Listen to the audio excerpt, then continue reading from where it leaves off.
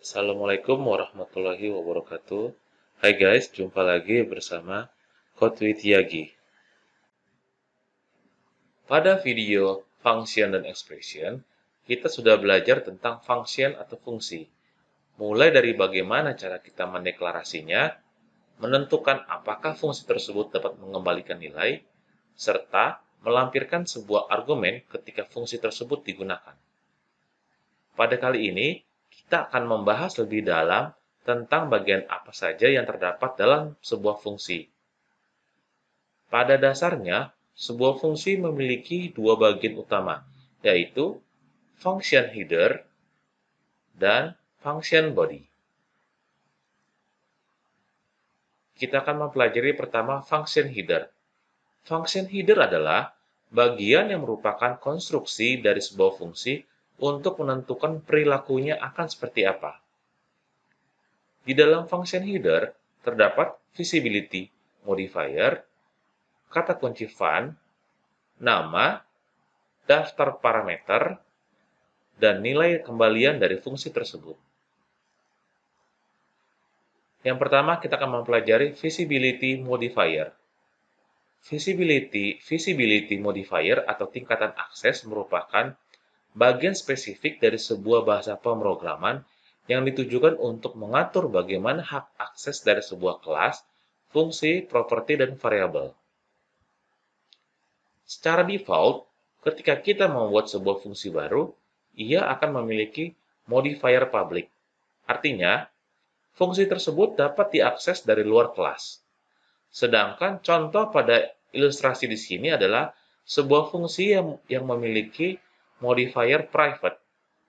Artinya, akses dari fungsi tersebut terbatas, hanya untuk kelas di mana fungsi tersebut dideklarasi. Kemudian, function name. Setelah visibility modifier, selanjutnya adalah kata kunci fun. Ini digunakan untuk menandakan jika baris kode tersebut merupakan sebuah fungsi yang kemudian diikuti oleh nama dari fungsi tersebut. Nama dari sebuah fungsi merupakan sebuah identifier yang akan memudahkan kita untuk menggunakan fungsi tersebut. Perlu kita ketahui bahwa kita tidak bisa memberikan nama yang sama untuk beberapa fungsi. Untuk penamaan dari sebuah fungsi sendiri menggunakan format camel case. Nama dari fungsi tersebut diawali dengan huruf kecil dan huruf besar untuk kata berikutnya. Ini merupakan standar penulisan resmi yang sudah ditentukan. Selanjutnya adalah function parameter. Ketika kita mendeklarasikan sebuah fungsi baru, kita bisa atau tanpa menetapkan parameter tersebut. Parameter adalah data atau nilai yang disematkan atau disisipkan ketika fungsi tersebut dipanggil. Nantinya, parameter akan diproses di dalam fungsi tersebut. Kita bisa melampirkan nilai konstan atau variabel untuk sebuah fungsi ketika ia dipanggil. Parameter dari sebuah fungsi terdiri dari nama dan tipe parameter itu sendiri. Ia digunakan untuk menentukan nilai atau variabel apa yang dapat dilampirkan. Setiap parameter dipisahkan oleh tanda koma.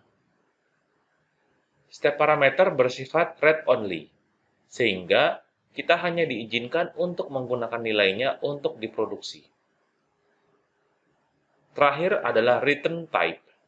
Setiap fungsi yang kita deklarasi sejatinya akan selalu mengembalikan nilai, dan nilai yang akan dikembalikan bisa kita gunakan untuk keperluan lain.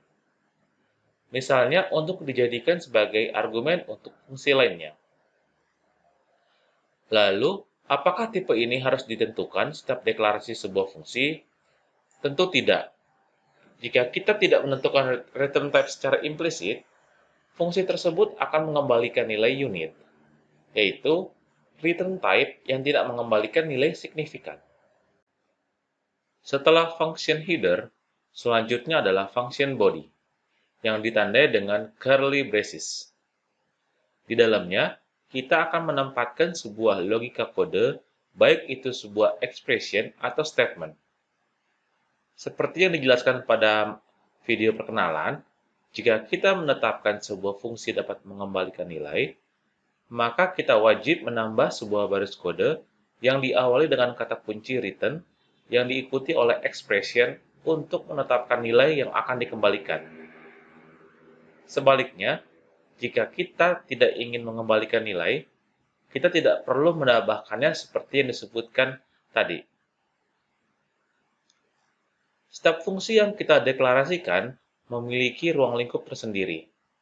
Contohnya, saat kita mendeklarasi sebuah variabel di dalamnya, variabel tersebut akan menjadi variabel lokal untuk fungsi itu sendiri. Dengan demikian, variabel tersebut tidak dapat diakses dari fungsi lainnya, meskipun berada di dalam satu kelas yang sama.